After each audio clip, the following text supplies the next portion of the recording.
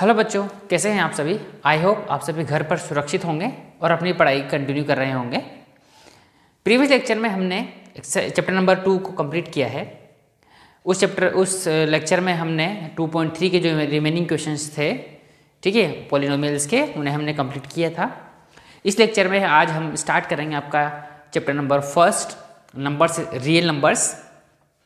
ठीक है स्टूडेंट्स, तो सबसे पहले इस चैप्टर को शुरुआत करने से पहले मैं आपको बताना चाहूँगा कि जो नंबर्स हैं वो कितने तरह के होते हैं, क्योंकि चैप्टर जो है बेसिक जो स्टार्टिंग होगी, हम बिल्कुल बेसिक से उठाएंगे चैप्टर को। अगेन जैसा मैं कहता हूँ कि जो चैप्टर होगा बिल्कुल बेसिक से उठाया जाएगा, नो मैटर अपनी प्रीवियस क्लास में क्या पढ़ा है क्या नहीं पढ़ा है, तो सब चीज़ें हम साथ में कवर करते जाएंगे। और आज जो ये लेक्चर हम स्टार्ट करने वाले हैं वो बिल्कुल बेसिक से उठाने वाले हैं, बिल्कुल कि नंबर्स जो होते हैं वो कितने तरह के होते हैं और कितने, ठीक है, कौन कौन से होते हैं। Clear students. सो बात करते हैं, हमारे पास में नंबर्स जो होते हैं स्टूडेंट्स दो तरह के होते हैं बेसिकली, है ना। पहला होता है रियल नंबर, दूसरा होता है इमेजनरी नंबर ना। अब रियल नंबर क्या होता है और इमेजनरी नंबर क्या होता है, एक पहला क्वेश्चन जो हमारे दिमाग में आता है, ठीक है, कि रियल नंबर तो चलो सब पढ़ रहे हैं कि ठीक है, जो नंबर रियल में एग्जिस्ट कर रहे हैं वो रियल नंबर है, पर what about the imaginary numbers.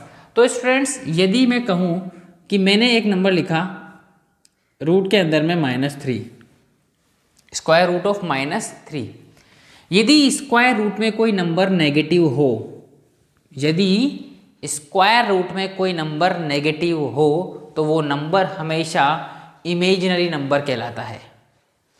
Imaginary number आगे चलकर मैथमेटिक्स के कम्प्लीटली एक सब टॉपिक बन जाता है। काफ़ी बड़ा टॉपिक है ये, काफ़ी बड़ा, इवन दो ब्रांच ही मान के चल लो, जिनको बोलते हैं हम कॉम्प्लेक्स नंबर। जब हम इमेजिनरी नंबर की स्टडी करेंगे तो वहाँ पर एक नया टॉपिक आपको मिलेगा, that is your complex number, जो 11th-12th में आप स्टडी करेंगे। ठीक है, if you opt science as an subject, है ना, साइंस मैथ्स, बेसिकली मैथ्स में आप 11th क्लास के अंदर में कॉम्प्लेक्स नंबर एक चैप्टर पढ़ेंगे, वहाँ पर कंप्लीट आपका कॉन्सेप्ट जो है वो इमेजिनरी नंबर का कॉन्सेप्ट दिया जाएगा कि what is the imaginary number और how to calculate the operations, है ना, उनके बीच में जो ऑपरेशन है उन्हें कैसे अप्लाई करते हैं, मल्टीप्लाई कैसे करते हैं, है ना, और उनके बहुत सारे एप्लीकेशन से, ऑपरेशन से जो वहाँ पर कॉम्प्लेक्स नंबर में लगाए जाने वाले होते हैं। ठीक है स्टूडेंट्स, तो वापस आते हैं हम हमारे नंबर्स के ऊपर। तो ये रियल नंबर्स हैं। ओके, नाउ रियल नंबर्स भी दो तरह के होते हैं, one is the rational, another one is the irrational number.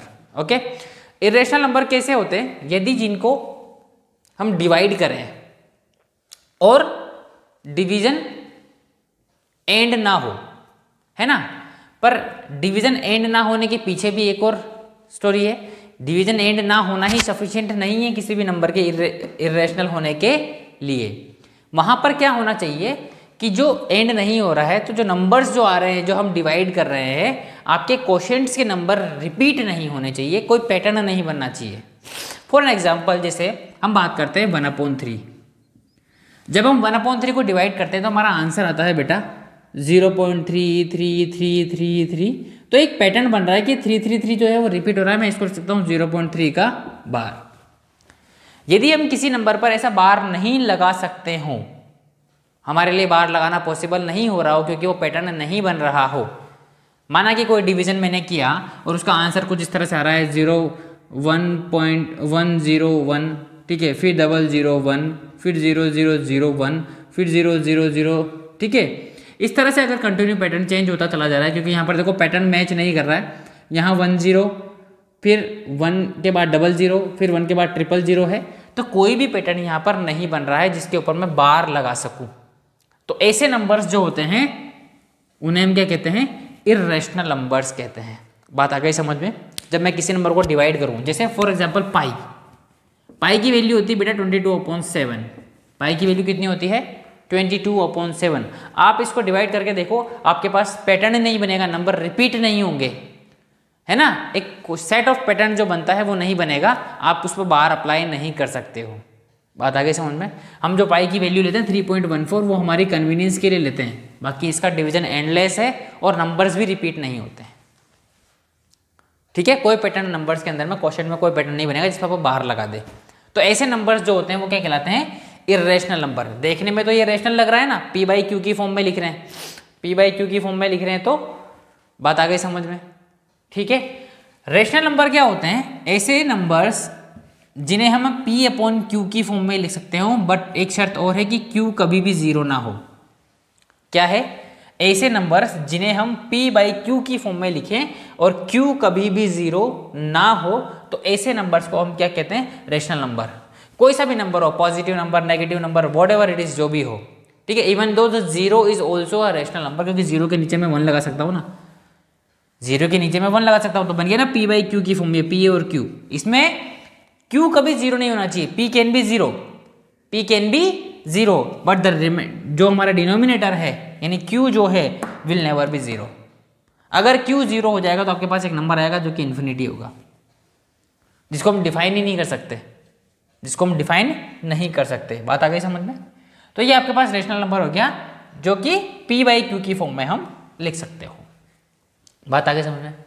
Next होता है फ्रैक्शंस, है ना। फ्रैक्शन मतलब जैसे 1/3, 2/3, है ना। इस तरह के जो नंबर्स होते हैं वही p/q वाले, उन्हें हम क्या कहते हैं? फ्रैक्शंस कहते हैं। रियल नंबर मतलब दो तरह के होते हैं, एक फ्रैक्शंस होते हैं ये वाले, और एक होते हैं इंटीजर्स। इंटीजर्स के अंदर में फ्रैक्शन नहीं आते हैं। इंटीजर्स क्या होते हैं बेटा? -n से लेकर +n तक के सारे नंबर्स, -n से लेकर के +n तक, जैसे -4, -3, -2, -1, 0, 1, 2, 3, 4, आगे इधर एंड कर जाओ, इधर भी एंडलेस है, -n आ गया, इधर +n आ गया, है ना। प्लस के नेचुरल नंबर्स और माइनस के नेचुरल नंबर्स मिलाकर अलोंग विद द जीरोज क्या कहलाते हैं? इंटीजर्स कहलाते हैं। बात आई समझ में? -n से लेकर यानी नेगेटिव नंबर्स और पॉजिटिव नंबर्स सारों को अगर हम इंक्लूड कर दें, एक ब्रैकेट में भर दें, तो वो क्या बन जाएंगे आपके पास में? इंटीजर्स बन जाएंगे। इंटीजर्स कभी भी फ्रैक्शन में नहीं होंगे, इस तरह से इंटीजर्स, इनको इंटीजर्स नहीं कहा जाएगा। जैसे 1/3 है, it is not an integer, है ना। ये डेसिमल फ्रैक्शन को हम और कन्वर्ट करें तो ये डेसिमल नंबर्स में ब्रेक हो जाते हैं। अगर हम इसको सोल्व करें तो फ्रैक्शन का एक और जो है वो डेसिमल नंबर्स भी बोल सकते हैं, ठीक है। जो आपके पास इंटीजर है वो दो तरह के होते हैं, एक नेगेटिव नंबर और एक होल नंबर, है ना। नेगेटिव नंबर्स क्या? -1 से लेकर -n तक के जो नंबर्स हैं, -1 से लेकर के -n तक के जो नंबर्स हैं वो सब क्या हैं आपके पास? नेगेटिव इंटीजर्स कहलाएंगे। -1 से लेकर के -n तक। इसमें ध्यान रखिए जीरो नेगेटिव इंटीजर्स में काउंट नहीं होता है। जीरो ना तो नेगेटिव इंटीजर्स में काउंट होगा, जीरो ना ही पॉजिटिव इंटीजर्स में काउंट होगा। अगर आपसे बोला जाए कि सबसे छोटा पॉजिटिव इंटीजर कौन सा है, तो आपको 1 लिखना है, ठीक है। Zero is not an positive और नेगेटिव, जीरो ना तो नेगेटिव में आएगा। सबसे छोटा इंटीजर पूछेगा तो फिर वो माइनस का n हो जाएगा, माइनस का n हो जाएगा। मगर सबसे छोटा पॉजिटिव इंटीजर पूछेगा, पॉजिटिव इंटीजर पूछेगा। बात आ गई समझ में? सिमिलरली होल नंबर क्या होते हैं? 0 से लेकर प्लस के n तक, 0 और उसके बाद 1, 2, 3, 4, 5 n तक, ठीक है। ये सारे नंबर्स क्या कहलाएंगे? होल नंबर्स कहलाते हैं। 0 से लेकर प्लस के n तक के जितने भी नंबर्स है वो सारे नंबर्स होल नंबर कहलाते हैं। होल नंबर के अंदर में एक 0 भी होता है, और ये वाला सेट जो है 1 से लेकर n तक वाला है उसको बोला जाता है नेचुरल नंबर्स। जितनी भी चीज़ों को हम काउंट कर सकते हैं, काउंटिंग में जो नंबर्स यूज होते हैं, जैसे ये एक मार्कर है, नाउ दिस 2 मार्कर हो गए, नाउ 3 मार्कर हो गए, है ना। सो 1, 2, 3 दीज आर दी क्या है? नेचुरल नंबर्स, है ना, जो हम काउंटिंग में यूज करते हैं। 0 को हम नेचुरल नंबर नहीं कहेंगे क्योंकि 0 को हम काउंटिंग में यूज नहीं करते हैं। सबसे पहले रेशनल नंबर्स आए थे, सबसे पहले डिस्कवरी जो हुई रेशनल नंबर्स की हुई, बाद में 0 आया, है ना। पता होगी स्टोरी, 0 तो भारत ने दिया है ना। तो ये जो नंबर्स है ये बेसिकली नंबर्स है। पॉज करके नोट कर लो, पॉज करके नोट कर ले, फिर अगला टॉपिक पढ़ेंगे, ठीक है। ये बेसिक से टाइप ऑफ नंबर्स जो होते हैं, जो भी आपके पास में अब तक नंबर आपने पढ़े होंगे या जो अब आगे नंबर आने वाले होंगे, वो सब यहाँ पर लिखे हुए हैं। इस तरह के नंबर्स होंगे। क्लियर हो गई? चलिए आगे लिखें।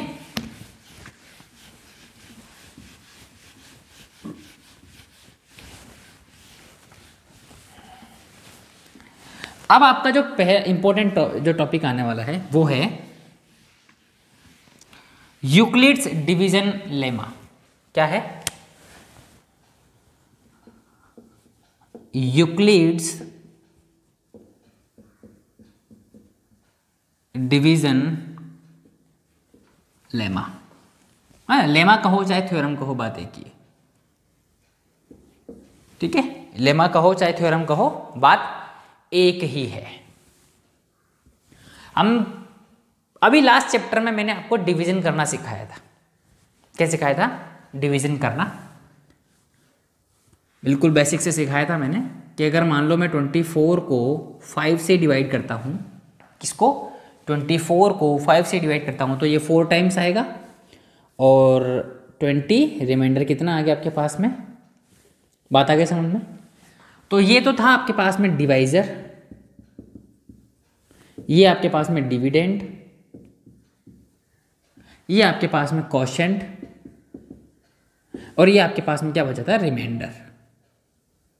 ये हम लास्ट चैप्टर नंबर 2 के अंदर में बिल्कुल पढ़ के आए हैं। ठीक है, चैप्टर नंबर 2 में पढ़ के आए हैं बिल्कुल ये चीज। मैंने एक चीज बताई थी कि अगर हमें डिवीजन को चेक करना हो, मैंने एक बताया था कि डिवीजन को यदि चेक करना हो तो हम एक चीज लिखते हैं, that dividend is equals to, है ना, dividend is equals to divisor into quotient plus remainder. बात आई समझ में? इसमें एक चीज और बताई थी कि जो रिमाइंडर होता है, जो रिमाइंडर होता है वो हो सकता है 0 हो सकता है 0 हो, या 0 से बड़ा कोई नंबर हो। या तो 0 होगा या 0 से बड़ा कोई नंबर होगा, 1 हो सकता है, 2 हो सकता है, 3 हो सकता है। मगर जो हम डिवाइड कर रहे हैं यानी डिवाइजर जो है उससे छोटा होगा। बात आ गई समझ में? आपका जो रिमाइंडर है वो 0 से तो बड़ा होगा, या तो 0 होगा या 0 से बड़ा होगा। मान लो यहाँ पर अगर 25 होता तो रिमाइंडर 0 होता, पर यहाँ पर ये मैक्सिमम रिमाइंडर जो होगा वो इससे हमेशा छोटा होगा। जो रिमाइंडर की वैल्यू मैक्सिमम हो सकती है वो डिवाइजर से छोटी होगी, तो यानी रिमाइंडर छोटा होगा किससे? डिवाइजर से। बात आ गई समझ में? अब बेटा मैं इनको सिंबल्स की फॉर्म में लिखता हूं। मान लेते हैं मेरे पास वो नंबर है a, मान लेते हैं रैंडम नंबर लिया है ना, सिंबल a की जगह कुछ भी हो सकता है, कुछ भी हो सकता है ना। मान लेते हैं वो रैंडम नंबर मेरे पास है a, जिस नंबर से मैं डिवाइड कर रहा हूं वो है b। a और b दो नंबर्स हैं, तो a को मुझे डिवाइड करना है b से। मेरे पास क्वोशिएंट आया q और रिमाइंडर बचा r। बात आई समझ में? मेरे पास एक नंबर a है, एक नंबर b है, मुझे a को डिवाइड करना है b से। क्या करना है? मुझे a को डिवाइड करना है b से, तो मेरे पास एक क्वोशिएंट आएगा।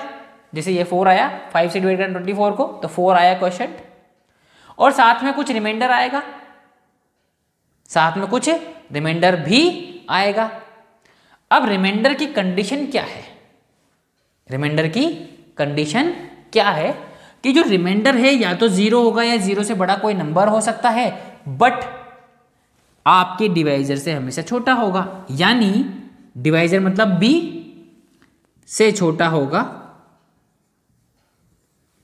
बात आई समझ में? यही तो आपकी डिवीजन, यह है यूक्लिड डिवीजन लेमा है, यही आपकी यूक्लिड डिवीजन लेमा है। प्लीज नोट कर लो।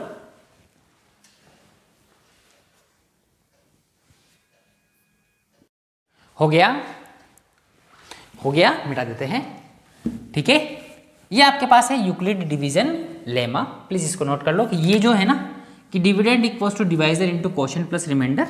अब इसने यूक्लिड ने क्या किया है? इनको इस फॉर्म में लिख दिया है। हम बचपन से ऐसे पढ़ते आए हैं, यूक्लिड ने ये सिखा दिया हमें, तो यही आपका यूक्लिड डिवीजन लेमा है। नोट कर लो बेटा इसको, है ना। चलिए, अब है आपके पास में यूक्लिड डिवीजन एल्गोरिथम भी है ना। एल्गोरिथम क्या है? एल्गोरिथम क्या होती है? हमने लास्ट में भी बताया था कि जैसे कोई मुझे डिवीजन करना है, कोई मुझे डिवीजन करना है, तो जब मैं डिवीजन करता हूँ और मैंने उसको स्टेप्स की फॉर्म में लिख दिया, कोई काम मैं कर रहा हूँ और उसको मैंने लिख दिया कि सबसे पहले मैंने ये किया, सबसे पहले मैंने, फिर उसके बाद ये किया, फिर उसके बाद मैंने ये किया, तो ये जो स्टेप्स में जो लिख रहा हूँ एक थ्योरी की फॉर्म में स्टेप्स वाइज, वही तो हमारी एल्गोरिथम होती है कि मैं क्या क्या कर रहा हूँ वो मैंने एक बिल्कुल सीक्वेंस में लिख दिया, वो आपका डिवीजन एल्गोरिथम, ठीक है, हो जाएगा। नेक्स्ट है हमारे पास में finding the HCF, finding of HCF of two numbers by Euclid division algo, ठीक है। यूक्लिड डिवीजन एल्गोरिदम के अकॉर्डिंग हमें क्या करना है, HCF फाइंड करना है दो नंबर्स का, ठीक है। यूक्लिड्स डिवीजन एल्गोरिथम यूज करनी है और दो नंबर का हमें HCF फाइंड करना है। तो देखो सबसे पहले हम क्या करने वाले हैं, इसको बिल्कुल सीक्वेंस याद रखना और ऐसा का ऐसा ही, बस इनकी जगह आपको नंबर उठा के डाल देने हैं, इनकी जगह आपको नंबर उठा के डाल देना और कोई चेंज नहीं करना। इसीलिए उसको एल्गोरिथम कहा है कि इन वेरिएबल्स की जगह पर आपको क्या करना है, सिर्फ और सिर्फ नंबर्स डाल देने हैं और आपका आंसर आ जाएगा। मान लेते हैं let we have two numbers, हमारे पास क्या है, दो नंबर्स हैं A एंड B, A और B दो नंबर हैं, वेयर कंसिडर करना पड़ेगा, देखना पड़ेगा कौन सा नंबर बड़ा है। मैं मान रहा हूं कि A is greater than B, A is greater than B, A अगर ग्रेटर देन B है तो मैं यूक्लिड डिवीजन लगाता हूं यहां पर। तो मुझे क्या करना पड़ेगा, पहला स्टेप, ठीक है, A is equals to BQ plus R1। R1 क्यों लिखा उसका रीजन मैं आपको बताने वाला हूं, लॉजिक कभी दूंगा इसका, बात आई समझ में। मान लेते हैं अगर यहां पर इफ, स्टेप फर्स्ट है ये, इस स्टेप फर्स्ट में अगर यदि इफ R1 अगर 0 हो जाता है, मान लो पहले ही स्टेप में R1 0 हो जाता है, तो आपका if R1 is 0 then B is HCF of A and B। कैसे?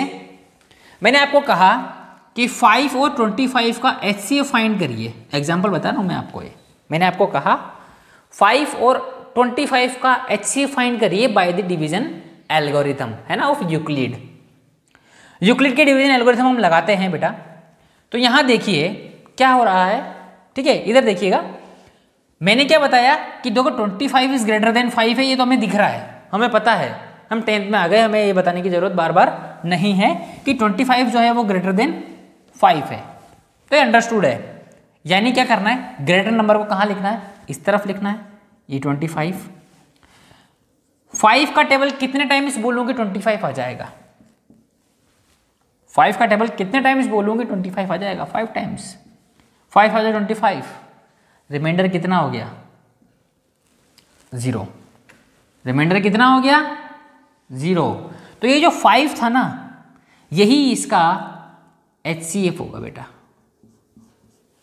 ये जो 5 है इसको मैंने यहां लिखा है, ये B ही, ये तो B है ना, ये A हो गया, ये B हो गया, ये Q हो गया और ये R तो 0 हो गया आपका, A B Q और R।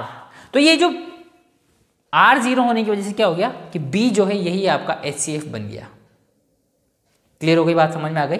नोट कर लो, पहली स्टेप नोट कर लो कि अगर R1 0 हो जाता है तो B ही आपका HCF होगा।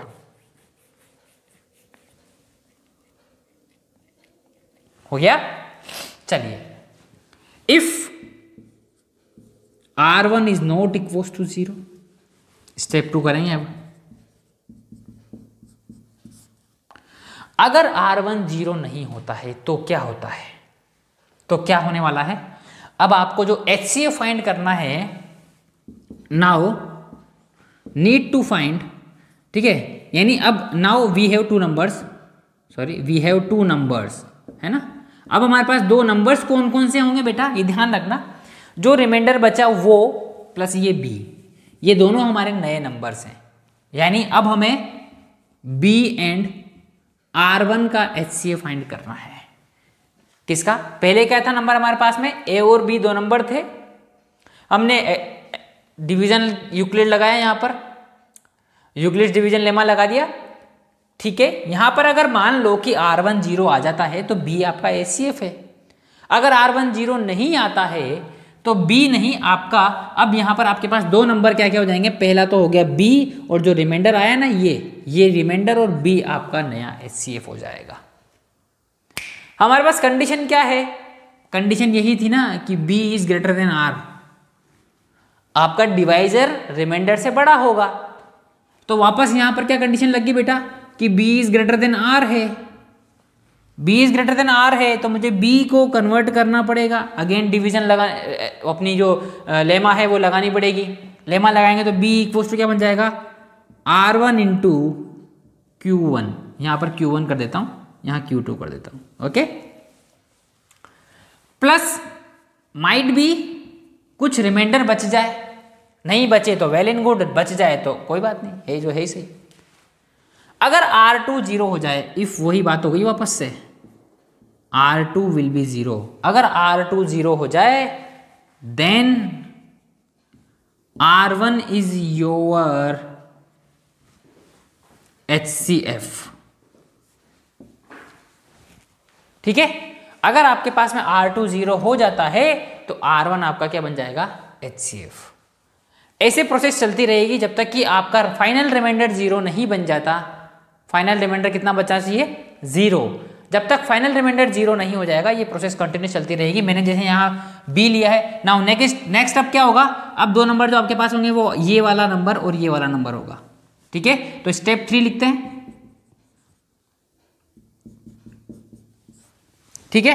क्या है step 3, if R2 is not equal to 0, अगर R2 0 के इक्वल नहीं हुआ तो क्या होगा, रिमाइंडर 0 नहीं बचा तो क्या होगा आपके पास में, now again we have two numbers, वापस से हमारे पास कितने नंबर्स होंगे बेटा, 2 नंबर्स हैं। अब कौन कौन से होंगे, ये यहां B का रोल प्ले कर रहा है और ये हमारा यहां पर रिमाइंडर बच रहा है, so R1 and R2 will be our 2 new numbers, ठीक है। अगेन हमें क्या करना है, वापस उनमें अब आपको, तो आपके पास क्या है, ये R1 जो है वो R2 से बड़ा होगा ना, क्योंकि ये तो B का रोल प्ले कर रहा है और ये आपका R का रोल प्ले कर रहा है। तो अगेन क्या है, R2 जो है, सॉरी R1 जो है is greater than R2, R1 is greater than R2, that means क्या हो गया आपके पास में, यहां देखिए वापस से हम लगा देते हैं, यूक्लिड लगाएंगे, so R1 is equals to R2 into Q3 plus R3। बात आई समझ में, नया कुछ क्वोशेंट आएगा ना, क्वोशेंट नया आएगा, रिमाइंडर भी नया आएगा, तो क्वोशेंट और रिमाइंडर नया आया, इट मीन्स ये हमारी ये एक और। अब अगर मान लो, अब कंडीशन वही होगी बस बेटा कि अगर R3 0 आता है तो R2 जो है वो आपका HCF हो गया, अगर R3 0 नहीं आता है तो वापस इसी तरह से R1 और R2 के बीच में, यानी अब R2 और R3 के बीच में यूक्लिड लग जाएगी, यहाँ आपका R2 आ जाएगा, यहाँ आपका R3 आ जाएगा और आगे क्वोशेंट जो है वो चेंज हो जाएगा। क्लियर है, नोट कर लिया यहाँ तक, ठीक है। पॉज करके नोट कर लो, इसको पॉज करके नोट करो। तो स्टूडेंट्स, जो क्वेश्चन नंबर फर्स्ट का फर्स्ट पार्ट है, हमें यहाँ दो नंबर दिए हुए हैं, क्वेश्चन 135 एंड 225, और इसमें हमें यूक्लिड डिवीजन एल्गोरिथम यूज़ करके इनका HCF हमें फाइंड करना है। तो हमने अभी थोड़ी देर पहले जो कॉन्सेप्ट सीखा है यूक्लिड डिवीजन एल्गोरिथम का, ठीक है, कि जिसमें जब तक रिमाइंडर 0 नहीं आता तब तक हम यूक्लिड जो है लेमा वो यूज़ करते रहते हैं, और जब आपका रिमाइंडर 0 आ जाए तो उस स्टेप के अंदर में जो B की वैल्यू होती है, या अगर हम बात कहें तो उस स्टेप में जहाँ रिमाइंडर 0 आया उससे जस्ट पहले वाली स्टेप का जो रिमाइंडर होगा उससे जस्ट पहले वाले स्टेप का जो रिमाइंडर होगा वही आपका HCF होगा। Got it? चलिए ठीक है, तो हम लगाते हैं, सॉल्यूशन स्टार्ट करते हैं बेटा अपना, है ना। तो यहाँ देखिए, since 225 is greater than 135, therefore, ठीक है, क्या करें, ऑन अप्लाइंग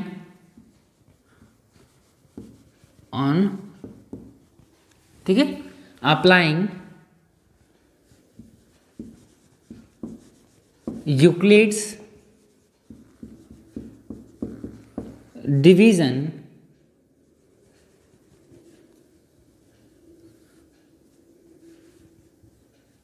एल्गोरिथम, ठीक है। देखिए, जो बड़ा होता है उसको आगे लिखते हैं, 225, पहले एल्गोरिथम लिख दे, ठीक है। वो क्या होती है, A = BQ + R, यही है यूक्लिड्स डिवीजन लेमा, तो यही है ना।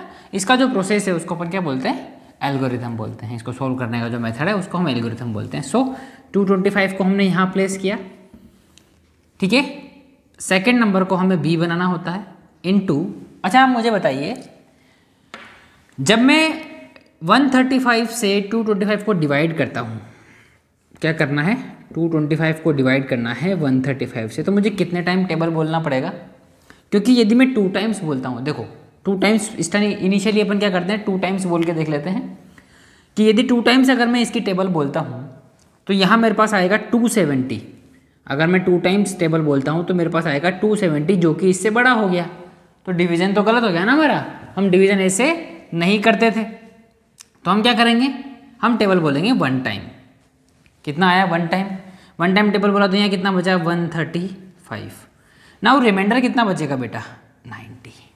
कितना बचा, 90। अब आप चेक कर सकते हो कि जो रिमाइंडर है वो B से छोटा है, तो टेबल कितने टाइम बोला, 1 टाइम, प्लस रिमाइंडर कितना आया, 90। बात आ गई समझ में, ठीक है। सिंस रिमाइंडर इज नॉट 0, क्या, since remainder is not 0,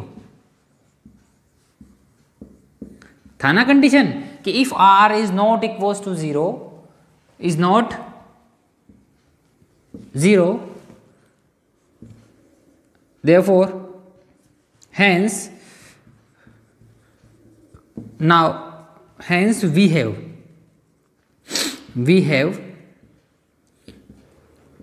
two numbers।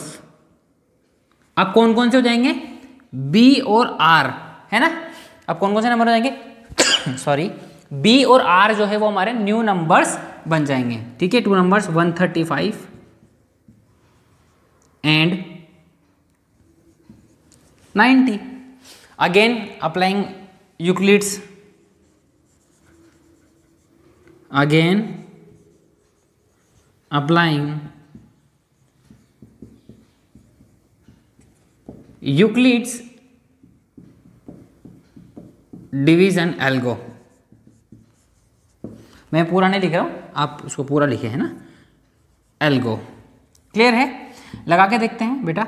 यहां पर देखो 135 जो है वो ग्रेटर देन, ठीक है, तो is equals to 90 plus, sorry 90 की टेबल 2 टाइम्स नहीं बोल सकते, 180 हो जाएगा, तो वो इज ग्रेटर देन, ठीक है। वापस टेबल 1 टाइम बोलना पड़ेगा। रिमाइंडर कितना बचेगा बेटा, 45। कितना बचा रिमाइंडर, 45।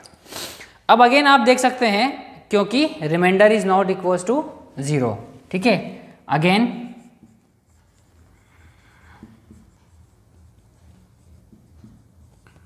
रिमाइंडर इज नॉट 0, ठीक है। अगेन रिमाइंडर इज नॉट 0, ठीक है। सो क्या करेंगे, हम वापस लगाते हैं 90 और 45 पर आपको यूक्लिड लगाते हैं, ठीक है। सो 90 बड़ा है तो 90 इज इक्वल्स टू 45 इंटू 2 किया तो मेरे पास कितना आ गया, और रिमाइंडर कितना बच गया यहाँ पर, 0।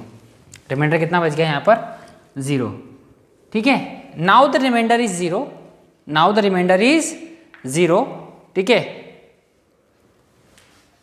रिमाइंडर क्या हो गया बेटा, 0 हो गया। सिंस सॉरी है ना, नाउ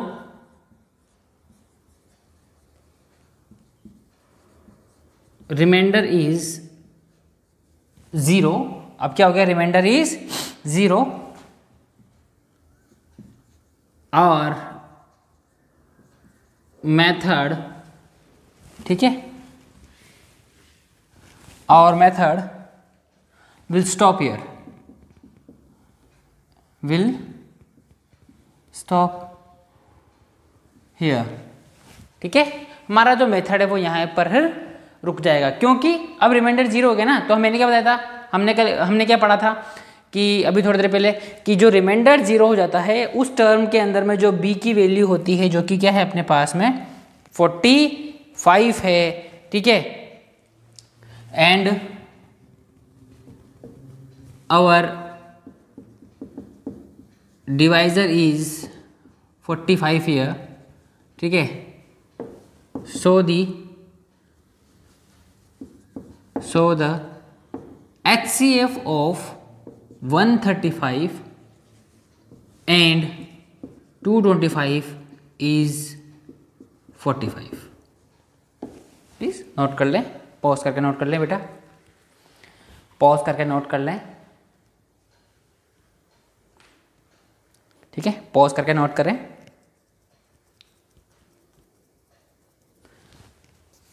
हो गया, पॉज करके नोट कर लें, हो गया।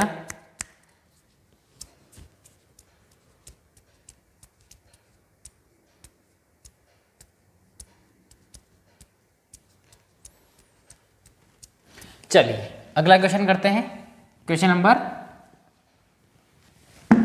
2। मुझे बहुत कम चीज़ें चेंज करनी पड़ेगी, आप पूरा नोट करें, ठीक है। अब जो सेकंड क्वेश्चन है वो है आपके पास में 196 एंड 38225, 196 एंड 38225, क्योंकि वही चीज़ लिखने वाले हैं हम यहाँ पर भी। क्या लिखने वाले हैं, since 38225 is greater than 196, apply करेंगे लेमा बेटा। तो यहाँ लगाएंगे 38225 इज इक्वल्स टू 225 है या 220 है, सॉरी 220 है, नॉट 225, इट इज 0, 220, ओके 220। तो यहाँ हमारा b की वैल्यू जो है 196 है, ठीक है। अब हम क्या चाहिए, हमें यहाँ q चाहिए, क्वोशिएंट चाहिए, कितने टाइम्स हमें इसकी टेबल बोलनी पड़ेगी। तो मैं डायरेक्ट लिख रहा हूँ 195 जो होगा आंसर होगा, प्लस आपका रिमाइंडर विल बी 0। आप मल्टीप्लाई करके देखिए दोनों नंबर्स को, आंसर यही आएगा। जब ये आ रहा है इन दोनों को मल्टीप्लाई करने पर, तो रिमाइंडर तो क्या हो गया उसका 0। या आप इस नंबर से इसको डिवाइड करके देखें, रिमाइंडर क्या होगा 0 ही आएगा, 195 टाइम्स आपका डिवीजन हो जाएगा। क्लियर, 195 डिवीजन हो गया, मतलब क्या हो गया कि सिंस रिमाइंडर इज 0, क्या हो गया बेटा, रिमाइंडर इज 0, ठीक है। सिंस रिमाइंडर इज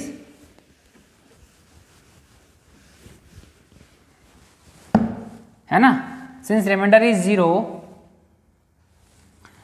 है ना, एंड 196 is our divisor,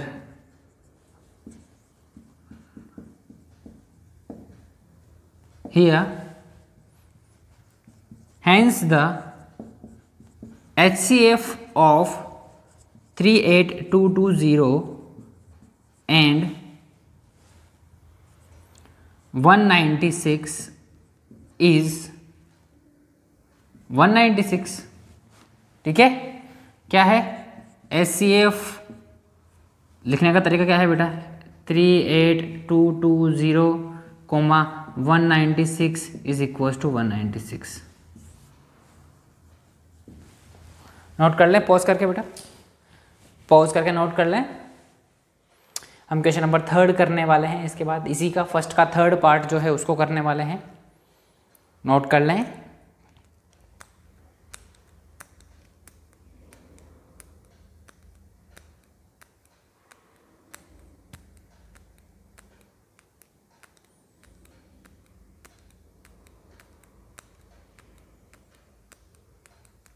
चले, चलो अब आगे देखते हैं।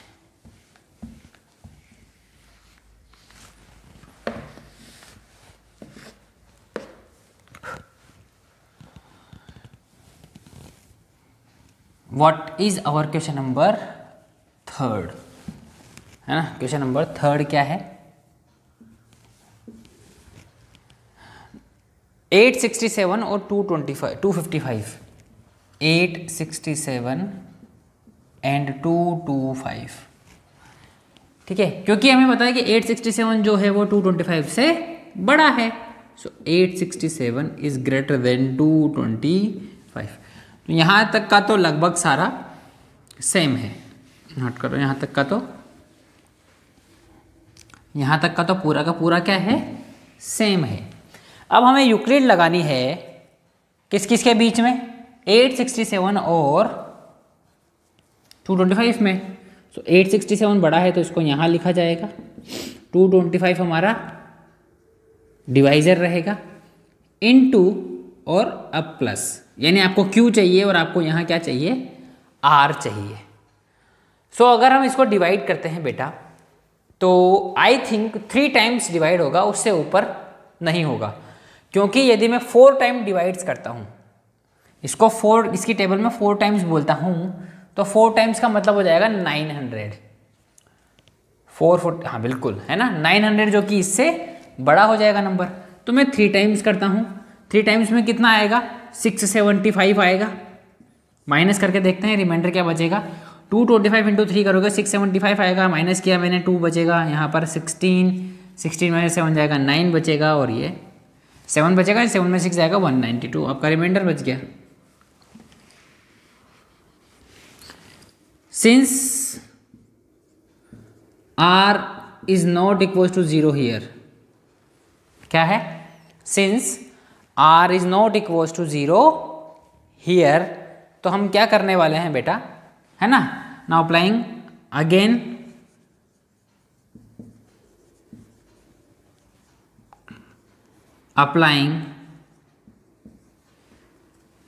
यूक्लिड्स डिवीजन एल्गोरिदम, है ना, आप पूरा लिखेंगे, ठीक है। सो हम लगा देते हैं यूक्लिड्स वापस से किसमें, 225 is equals to 192 into 1, 2 times तो ज़्यादा बन जाएगा ना, लगभग 200 के अप्रॉक्स है, तो यहाँ 400 के अप्रॉक्स वैल्यू आएगी अगर 2 टाइम्स करता हूँ तो। कितना बचेगा, 192 में 8 + 25 किया तो 33 बचेगा, 33 बचा। Again R is not equals to 0, again R is not equals to 0, वापस R 0 नहीं है, ठीक है। So again applying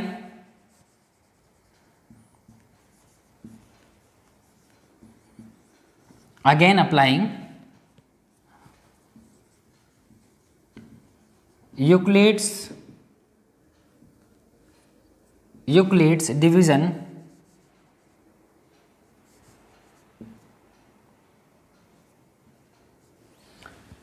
division algorithm लगाते हैं वापस से, तो क्या आएगा, देखो यहाँ लगा रहा हूँ मैं, किस किस पे लगेगा आप, इस B पर और इस R पर। So 192 is equal to 33 into what, कितने से मल्टीप्लाई करना चाहिए, क्या हम 6 से करें, 6 से करेंगे तो 198 आएगा, इसलिए 6 से हम मल्टीप्लाई नहीं करेंगे, हम किससे करेंगे, इसको 5 से मल्टीप्लाई करेंगे। क्या हमने क्वेश्चन कुछ गलत लिखा है, 225 नहीं है, 255 है, सॉरी, है ना, 225 नहीं था, 255 था, कोई दिक्कत नहीं है। यहाँ पर 255 आ जाएगा, यहाँ पर 255 आ जाएगा, ये 3 ही रहेगा, 255 इंटू 3 करेंगे तो ये आ जाएगा 255 का 600 प्लस 165 765 आएगा, है ना। 765 के बाद रिमाइंडर बचेगा आपके पास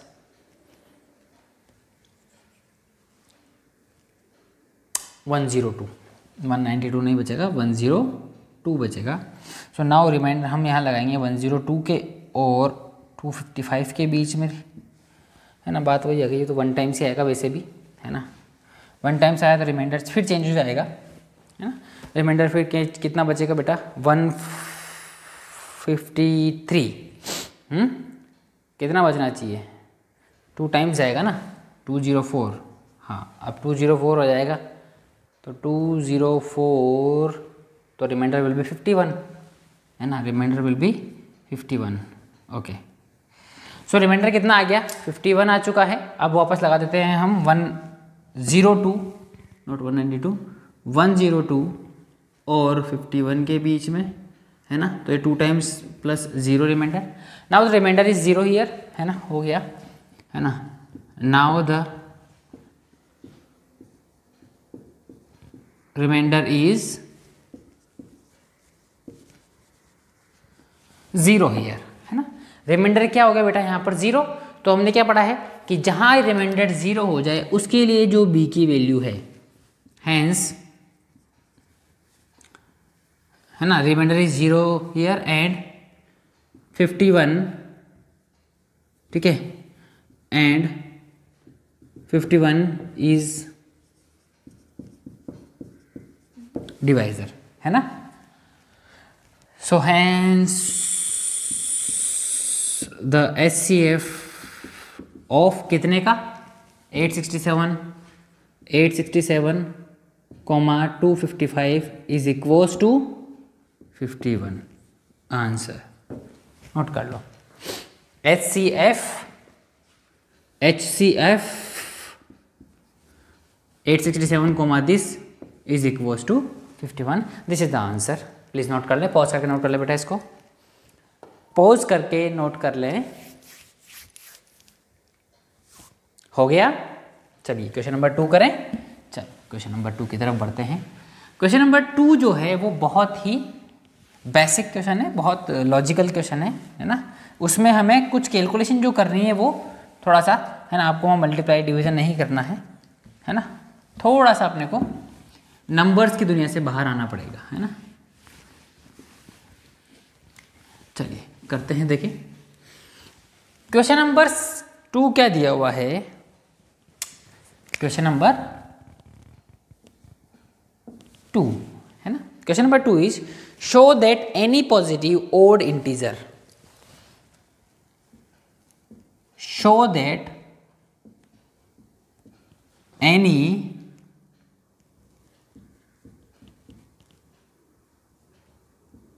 पॉजिटिव odd integer, है ना, show that any positive odd integer is of the form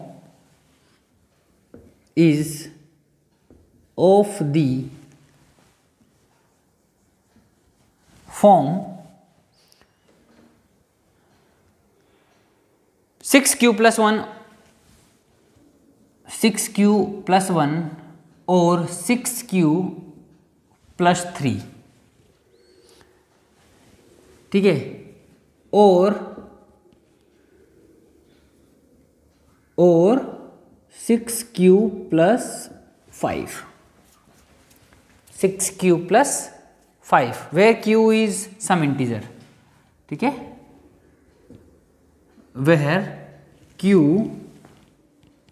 is some integer, है ना, इंटीजर है मतलब कोई फ्रैक्शन वगैरह या ऐसा कुछ नहीं है ना। चलें स्टार्ट करते हैं क्वेश्चन को। इसको हमें यूज करना है बेटा यूक्लिड से, है ना। क्या करना है, हमें इसको यूज यूक्लिड से कर लेते हैं। मान लेते हैं सबसे पहले हमें क्या मानना है कि let the number is, let a is the number, है ना। अब यहां देखो बेटा आपको किस फॉर्म में लिखना है, 6q plus 1, 6q plus 3, 6q plus 5। तो देखो हमें जब a लिखना होता है ना, हमें क्या है a की फॉर्म में कन्वर्ट, a को जब ब्रेक करना है तो 6q क्या है, 6 क्या है यहाँ पर, देखो 6 क्या है यहाँ पर, आपका डिवाइजर है। देखो bq plus r, bq plus r, और b क्या होता है हमारे, b क्या होता है हमारे, डिवाइजर होता है। तो जब भी ऐसा कुछ फॉर्म आपको मिले 90% केसेस के अंदर तो क्या होने वाला है कि जो आपको यहां नंबर लिखा हुआ है वही आपका डिवाइजर है। ठीक है, कहीं कहीं पर स्क्वायर और क्यूब्स की जब बात करता है कि किसी नंबर का स्क्वायर होगा वो इस फॉर्म में होगा या किसी नंबर का क्यूब होगा वो इस फॉर्म में होगा, वहाँ कहीं कहीं पर, नॉट एट एवरी पॉइंट, है ना, हर जगह पर नहीं, नॉट इन एवरी क्वेश्चन, कहीं कहीं पर उसमें फिर ये थोड़ा सा चेंज होता है, वहाँ आपको थोड़ा सा अपना दिमाग यूज करना पड़ेगा। बात आई समझ में? चलिए देखते हैं। Let a is the number here, हमारे पास जो नंबर है वो क्या है, and b is equal to 6। Clear? B की वैल्यू क्या हो गई आपके पास में? ठीक है, then by the algo, by the algorithm, algorithm क्या बोलती है भैया, a is equal to b की वैल्यू कितनी है 6q प्लस r। अब मुझे एक चीज बताओ कि यदि मैं किसी नंबर को 6 से डिवाइड करूं, क्या b 6 है ना बेटा, डिवाइड इसी से करना है अपने को, है ना। यदि मैं किसी नंबर को 6 से डिवाइड करता हूं तो क्या पॉसिबल कंडीशंस होती है रिमाइंडर आने की, है ना।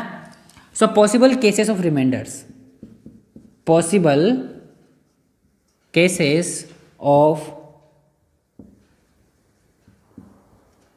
remainders while divisor is 6, while divisor is 6, so r can be 0। भाई या तो कोई नंबर ऐसा हो जो 6 का मल्टीपल हो तो रिमाइंडर 0 हो सकता है, ठीक है, या 6 के मल्टीपल +1 हो तो रिमाइंडर 1 हो सकता है, रिमाइंडर 2 हो सकता है, रिमाइंडर 3 हो सकता है, रिमाइंडर 4 हो सकता है, एंड रिमाइंडर जो है वो 5 हो सकता है। 5 से बड़ा रिमाइंडर नहीं होगा क्योंकि 6 है ना, जैसे ही रिमाइंडर 6 बचेगा हम वापस डिविजिबल हो जाएगा, वो वापस हम डिवाइड कर सकते हैं। बात आ गई समझ में? यदि हमारे पास कोई नंबर ऐसा है जिससे हम किसी दूसरे नंबर को डिवाइड कर रहे हैं तो रिमाइंडर हमेशा उस नंबर से जिससे जो हमारा डिवाइजर है उससे छोटा होना चाहिए, है ना।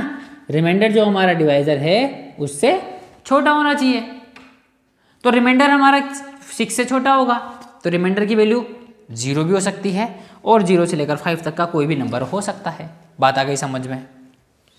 बात आई कि नहीं आई समझ में? अब मुझे एक चीज बताना, क्योंकि 6 इज है ना इवन नंबर, क्या है 6 क्या है बेटा, इवन नंबर है। 6 क्या है, इवन नंबर है। हमें क्या चाहिए, show that any positive odd integer. ध्यान रखें, एक कॉन्सेप्ट हमेशा दिमाग में रखना कि यदि मैं किसी ओड नंबर को किसी इवन नंबर से डिवाइड करता हूं, किसी ओड नंबर को किसी इवन नंबर से डिवाइड करता हूं तो रिमाइंडर हमेशा ओड ही आएगा, रिमाइंडर हमेशा ओड ही आएगा। नंबर कौन सा होना चाहिए, ओड। तो इन केसेस के अंदर में ओड रिमाइंडर कौन कौन सा है, बात आई समझ में? 0 कब बचेगा, जब 6 का मल्टीपल होगा, और 6 का मल्टीपल हर नंबर इवन होगा क्योंकि वहां 2 कहीं ना कहीं उसका फैक्टर होगा। बात आई समझ में? 2 कब होगा, जब 6 के मल्टीपल में 2 ऐड करें। भाई 6 का मल्टीपल अगर इवन है तो उसमें 2 ऐड करो, चाहे 4 ऐड करो, 6 ऐड करो, 8 ऐड करो। हर बार जब हम इवन नंबर के अंदर में इवन नंबर ऐड करेंगे तो नंबर विल बी इवन। किसी भी इवन नंबर में, जैसे 2 के अंदर में 2 ऐड किया तो 4 आया, 4 is also the even number. 2 के अंदर में हमने 6 ऐड किया, 4 ऐड किया तो 2 + 4 will be 6। 6 itself is a even number. बात आ गई समझ में? क्लियर है यहां तक? ठीक है, तो क्या पूछा है, since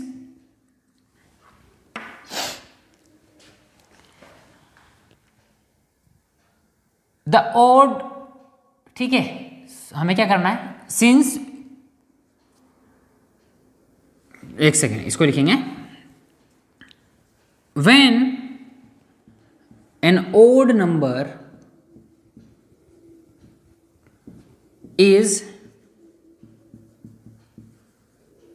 divided by an even number,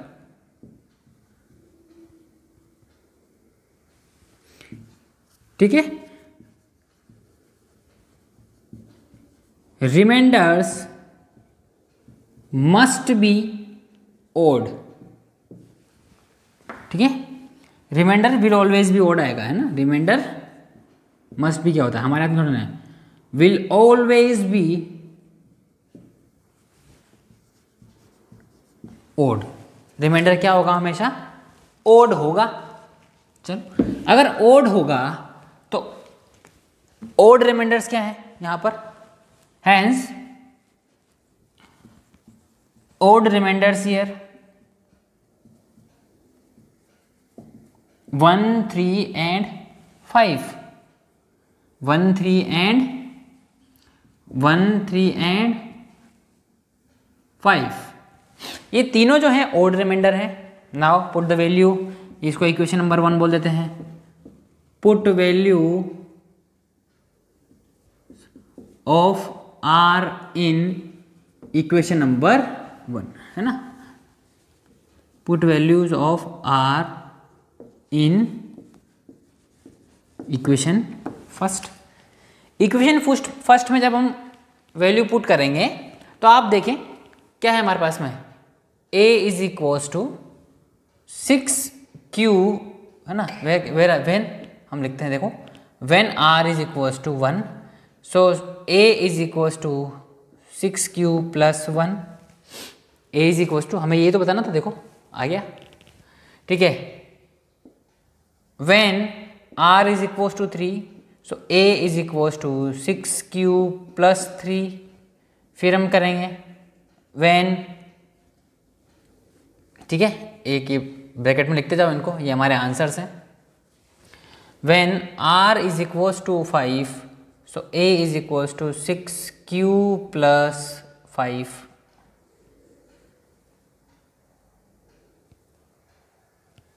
ठीक है, 6q प्लस 5 हो गया। बात आ गई समझ में, बात आ गई समझ में, पॉज करके नोट कर लो इसको फटाफट से, पॉज करके नोट कर लें फटाफट से,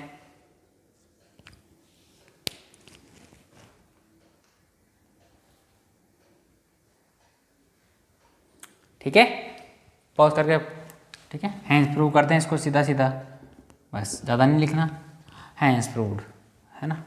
अगर चाहें तो क्लोजिंग स्टेटमेंट दे दो, for remainder for r equals to 1 3 and 5 the given condition is satisfied, है ना।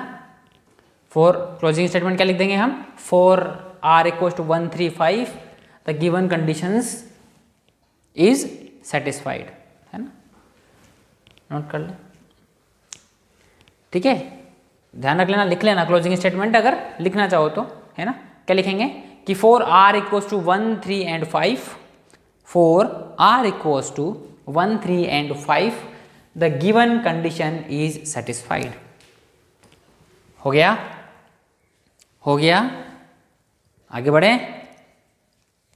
हाँ आगे बढ़े,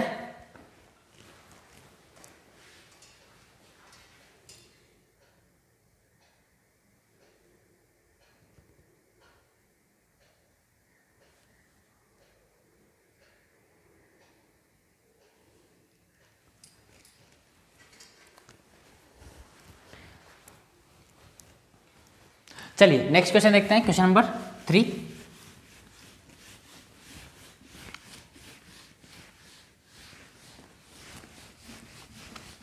नेक्स्ट क्वेश्चन जो कि क्वेश्चन नंबर 3 है, ठीक है, उसे देखते हैं अब।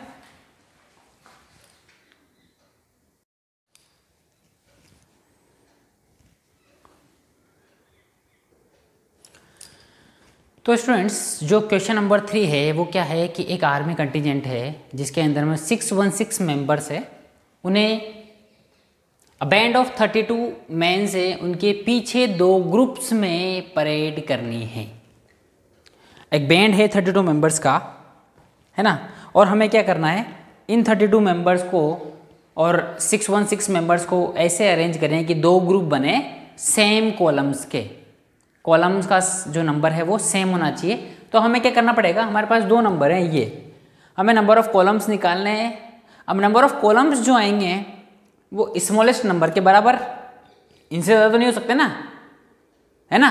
जब भी ऐसी कोई कंडीशन हो कि हमारा आंसर, एक आप गेस करें, है ना, कि जब भी ऐसा कंडीशन हो कि हमारा आंसर स्मॉलर नंबर के बराबर हो या उससे कम हो, तो हमें वहाँ पर HCF फाइंड करना है ना। तो यहाँ पर भी हमें क्या करना है बेटा, इन दोनों नंबर्स का HCF फाइंड करना है, जिससे हमें क्या होगा कि मिनिमम कॉलम की रिक्वायरमेंट हमें पता लग जाएगी कि जिसमें वो मूव कर सके, नंबर ऑफ कॉलम्स जो बनेंगे, ठीक है, कि जिनके पीछे 2 ग्रुप्स के अंदर में एक ग्रुप आगे चलेगा, फिर गैप होगा, देन फिर दूसरा ग्रुप आगे पीछे चलेगा। Okay, so number of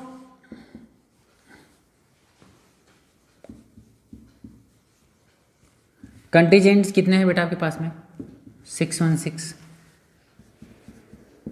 number of band member,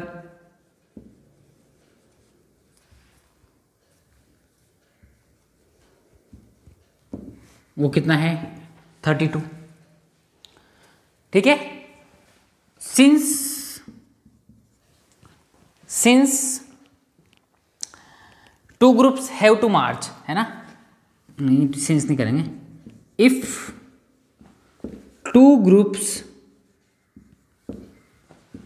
have to मार्च, अगर 2 ग्रुप को मार्च करना है, क्या करना है, यदि 2 ग्रुप को मार्च करना है, ठीक है, in the same number of columns, ठीक है, क्या करना है, if 2 groups have to march in same number of columns,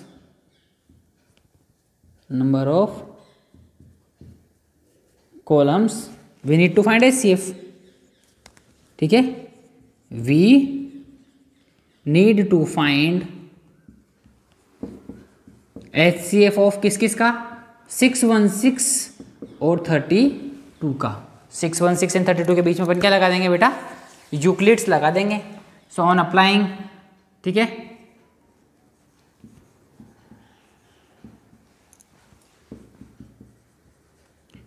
Euclid's division algorithm लगा देते हैं।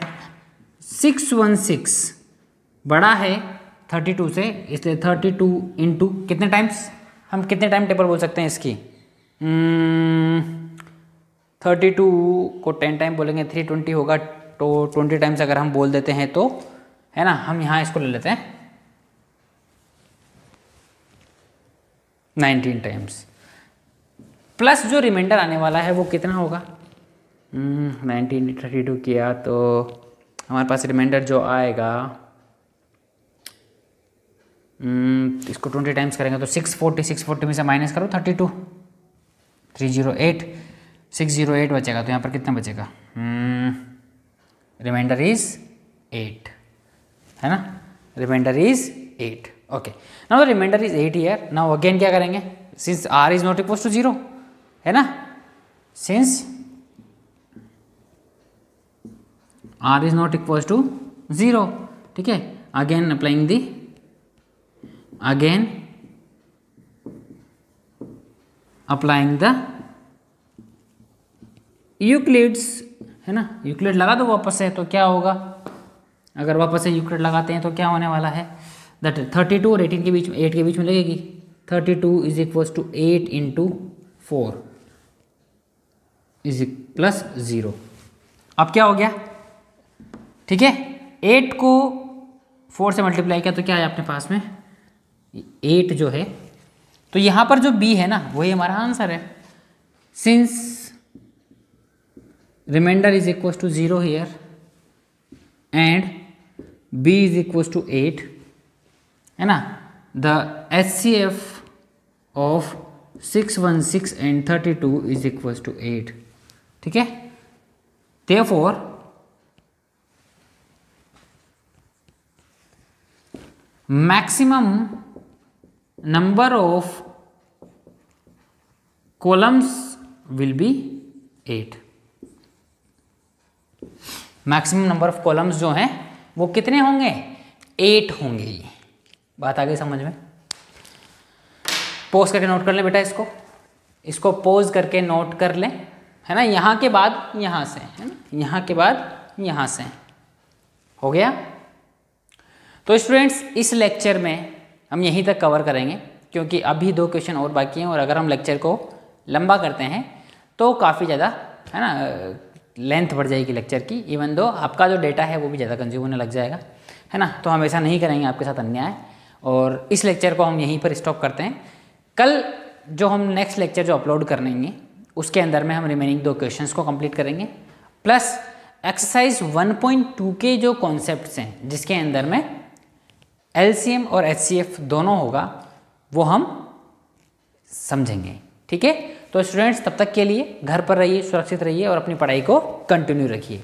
ठीक है, बाय।